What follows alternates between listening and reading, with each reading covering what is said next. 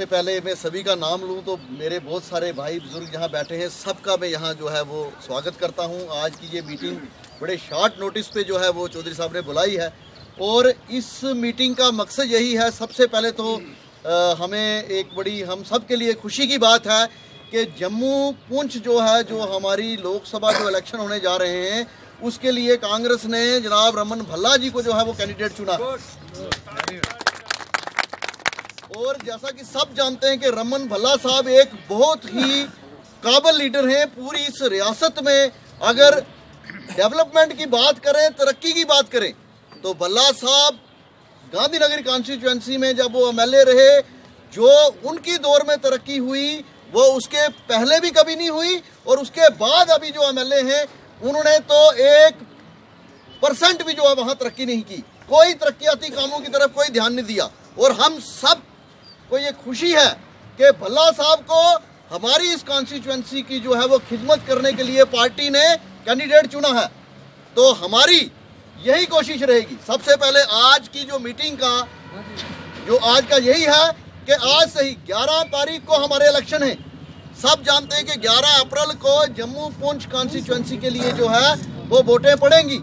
तो हम कांग्रेस के सिपाही होने के नाते सबसे पहले हमारी यही कोशिश रहनी चाहिए। हमारे पोलिंग स्टेशन है, जहाँ जहाँ हम जहाँ के रहने वाले हैं, सबसे पहले हमने सब लोगों को ये आगाह सरकार मरकज में थी, 5 साल पहले उन्होंने क्या वायदे किए थे, अगर वो एक भी वायदा पूरा करते तो यकीन मानिए साहब, लेकिन उन्होंने एक भी वादा पूरा नहीं किया। और इस बार उनका जो इलेक्शन का मैं कहता हूं मैनिफेस्टो है, बात नहीं करेंगे। खासकर जिस इलाका में हम रहते हैं, यहाँ एक रवायत रही है कि हर एक मजहब के लोग एक दूसरे के दुख के इनको डिवाइड करके हम वोट हासिल करें। अगर हम बात करें, इन्होंने कहा कि हम 2 करोड़ युवाओं को नौकरी देंगे, लाखों में भी ये नौकरियां देनी शुरू कर दी हैं। वो क्या नौकरियां हैं? सबको चौकीदार लगा रहे हैं, बगैर तनख्वाह के चौकीदार लग रहे हैं।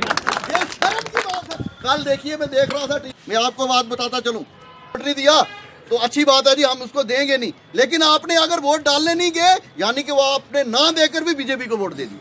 सबसे पहले तो ये आप हर जगह अपने लोगों को जख्म, मैं अभी बे और कौशल जी बात कर रहे थे कि हवेली कॉन्स्टिट्यूएंसी से, सिर्फ हवेली से, मैं मेंढर की बात नहीं करूंगा, सुरनकोट की बात नहीं करूंगा, हवेली से हमने यहाँ आज सब जो है हम एक हेल्प लेंगे कि ज्यादा से ज्यादा लोगों को हम घरों से निकालेंगे उस दिन, और कम से कम 80% से ऊपर जो है फिरका ताकते हैं, पूरे हिंदुस्तान में इन्होंने लड़ाई लगा के रखी है, भाईचारे को उन्होंने तहस नहस। अपना वोट डालकर रमन भल्ला साहब को यहाँ से जिताना है। आप सब, मैं ज्यादा नहीं बोलूंगा, यहाँ बहुत सारे लोग बोलने वाले हैं। आज हमारा त्योहार है, मैंने वहाँ जाना, इसलिए मैंने चौधरी साहब से रिक्वेस्ट की कि मेरी यही आप सबसे गुजारिश करूंगा, हमारा एक ही साथ रहेगा कांग्रेस के साथ कि हम ज्यादा से ज्यादा वोटिंग करें और लोगों तक वोट करेंगे और रमन भल्ला जी को भारी अक्सरियत से यहाँ से जिता कर भेजेंगे। धन्यवाद। शुक्रिया लीडर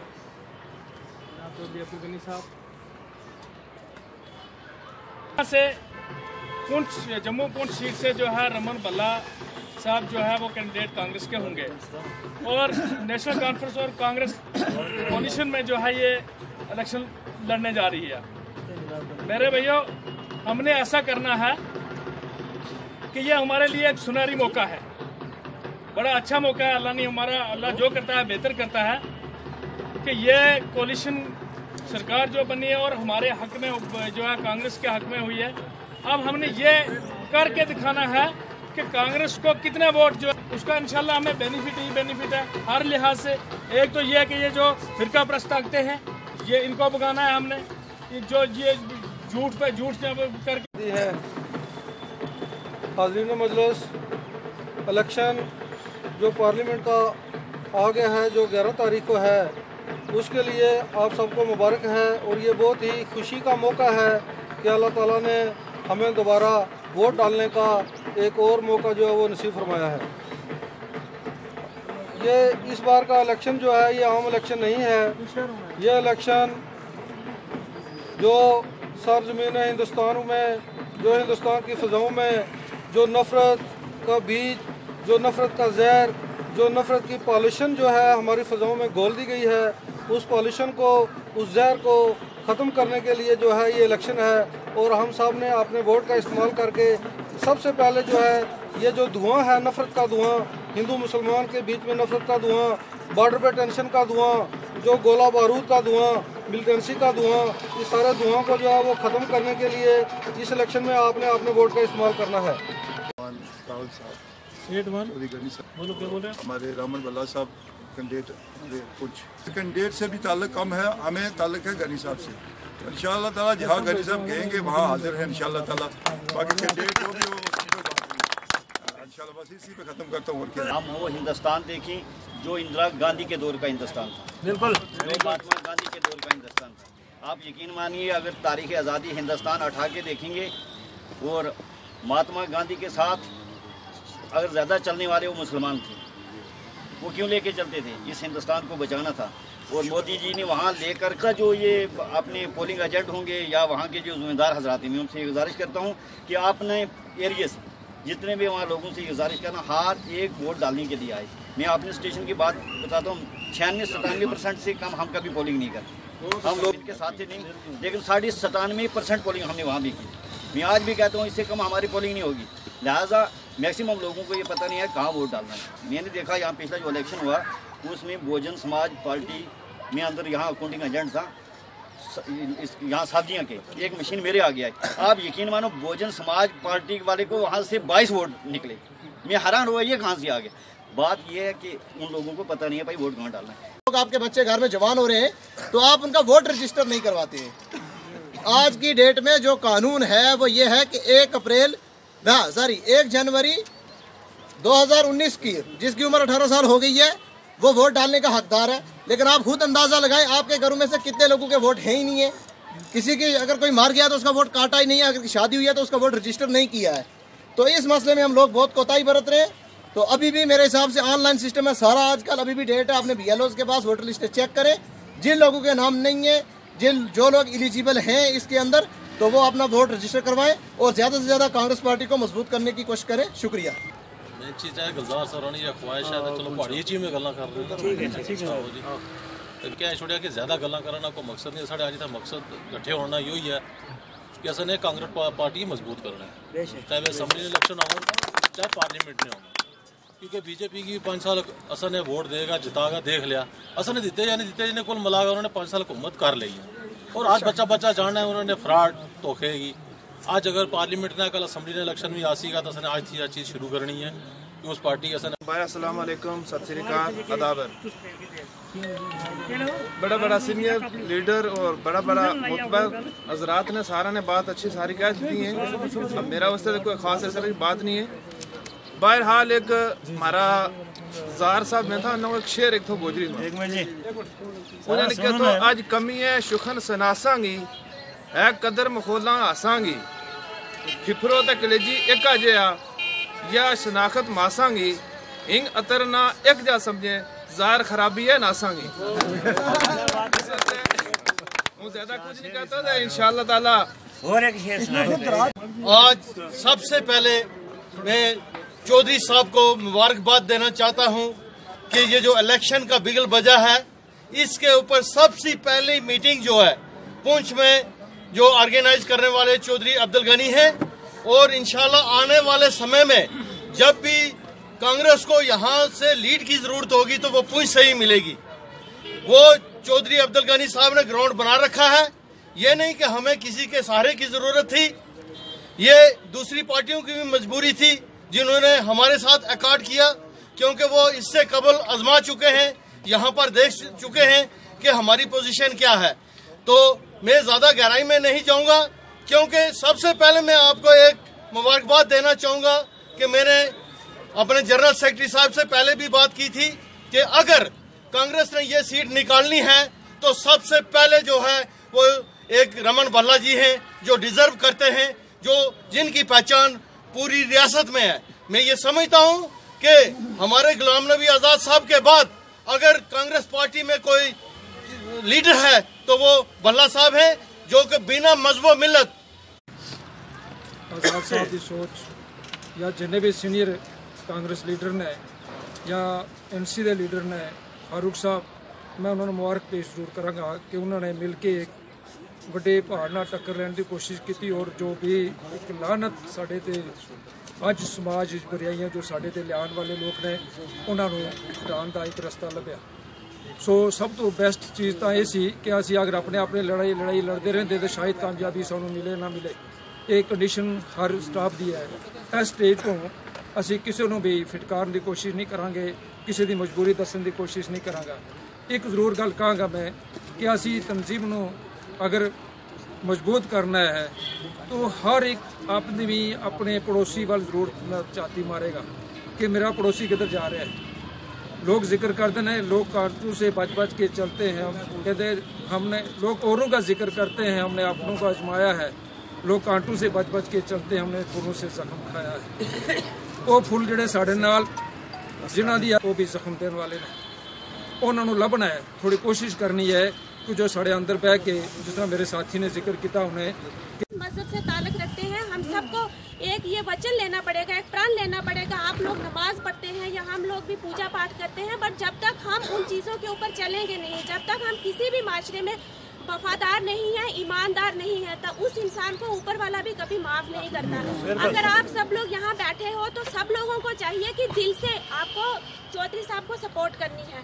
कि ये नहीं कि आज हम यहाँ बैठे हैं, जब वोटिंग की टाइम आएगी तो नहीं, ऐसा नहीं करना। एक ही जगह रहो, एक ही, अगर जिस कैंडिडेट को हम आगे ला रहे हैं, हम इनको सपोर्ट कर रहे हैं, तो फिर हमें दिल से सपोर्ट करनी है और वफादारी से सपोर्ट करनी है। कांग्रेस को वोट देना है तो फिर कांग्रेस को ही देना है। अगर हम इनको आगे खड़ा करेंगे, हम इनको मैंडेट दिलवा रहे हैं, तो फिर हमने इनको सपोर्ट भी करना है और मेहनत से काम करना है। और एक चीज़ मैं और सब आपको बोलना चाहती हूँ कि हमने वो कांग्रेस लानी है जो स्वर्गीय हमारी प्रधानमंत्री श्रीमती इंदिरा गांधी जी के टाइम उनकी वजह से हम जो फीमेल्स हैं, हम जो लेडीज़ हैं, आज आप लोगों के बीच में बैठे हैं। उन लोगों ने फीमेल्स के लिए भी बहुत कानून बनाए, फीमेल्स के लिए बहुत सी ऐसी बातें जो हैं वो कानून में इम्प्लीमेंट करवाई, जिसकी वजह से एक औरत आज खुल के आप लोगों के साथ हम बैठे हैं, या किसी पार्टी में या सियासी दायरे में या किसी इंस्टीट्यूशन में आ रही है। हमने वो कांग्रेस लानी है। और मैंने आपको पहले भी कहा था कि हमने ये नहीं कहना कि किसी ने क्या किया या नहीं किया, क्योंकि ये एक सियासी जलसा नहीं है, हमारी एक अपनी परिवार की मीटिंग है, तो इसमें हमने अपने इलेक्शंस की बात करनी है। बाकी राम मंदिर या जो भी था, या 35 से 5 साल तक जिन लोगों ने हुकूमत कर ली, वो आप सब लोगों ने देख लिया, उसका क्या नतीजा है। आज हमारे स्टेट के हालात बहुत ज़्यादा ख़राब हो चुके हैं। मंदिर बने या मस्जिद बने, उससे कोई फ़र्क नहीं पड़ता है, वो सब इबादत की ही जगह है वो।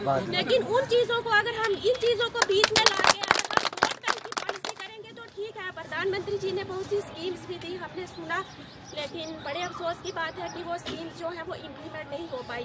नरेंद्र मोदी जी के खिलाफ भी मैं कुछ नहीं बोलना चाहूँगी, क्योंकि आगे वर्कर्स लोग ठीक नहीं है, उन्होंने स्कीम्स दी होंगी, हमें कुछ पता नहीं, हमें तो उनका कोई फ़ायदा मिला नहीं। एक आम आदमी जो है उसको अपनी बेसिक रिक्वायरमेंट से मतलब है, रोटी, कपड़ा और मकान। और आज के दौर में हमने देखा कि गरीब आदमी का जो राशन की दुकान पे राशन मिलता था या कुछ था, वो सब बंद हो गया। अगर गरीब आदमी को खाना ही नहीं मिलेगा, राशन पानी सब बंद हो गया, तो उसको क्या लेना, कोई भी आए। हर इंसान को अपना मतलब है राशन पानी तक। हमें गरीब आदमी जो हमारे साथी हैं, ठीक है, हर इंसान मार्केट से खरीद के 100 रुपये वाले बासमती के चावल नहीं खा सकता, हर इंसान चीनी नहीं खरीद सकता। राशन कांग्रेस की सरकार के दौरान हम भी छोटे थे, अब हम भी इतने मैच्योर हो गए हैं, लेकिन हम देखते हैं कि हर इंसान को हर चीज़ बराबर में मिलती थी। लेकिन इन 5 सालों में ना राशन मिल रहा है, राशन की दुकान पे आ जाओ, सिलेंडर की देखो, वो प्रॉब्लम है। अगर आप सब लोग दिल से ये चीज़ चाहते हो कि हमें इन चीज़ों को ख़त्म करना है, तो फिर आपको वोट देनी है, रमन भल्ला साहब को देनी है। उसके बाद अगर ऊपर वाले ने चाहा तो आगे असेंबली इलेक्शंस में हमने चौधरी साहब को आगे लाना है। पिछली बार कुछ ऊपर वाले का होता है या कुछ अपनी किस्मत की बात होती है। अगर पिछली बार भी कुछ पार्टीज अगर चौधरी साहब को मैंडेट दे देती तो आज ये सीट हमारी होती, ठीक है। या किसी भी, हमें ये नहीं देखना कि चौधरी साहब किस पार्टी से हैं या किसने, हमने देखना है जो इंसान सेकुलर होकर सबका काम करे। और चौधरी, जहाँ तक मैंने सुना, मैंने आपको पहले भी बता दिया कि ये सबका काम करते हैं।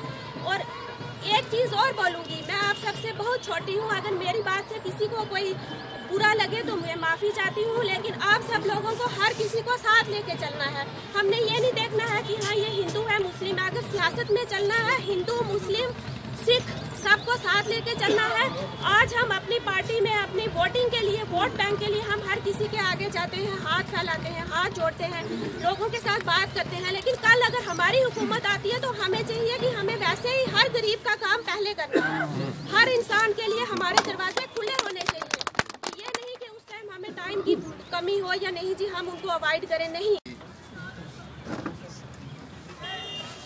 जो हमारा इलेक्शन है 2002, ये इसका बिगल बज चुका हुआ है। मैं आपको सिर्फ इतनी बात कहूँगा कि इस 17 साल में सबसे अहम इलेक्शन हमारा ये है।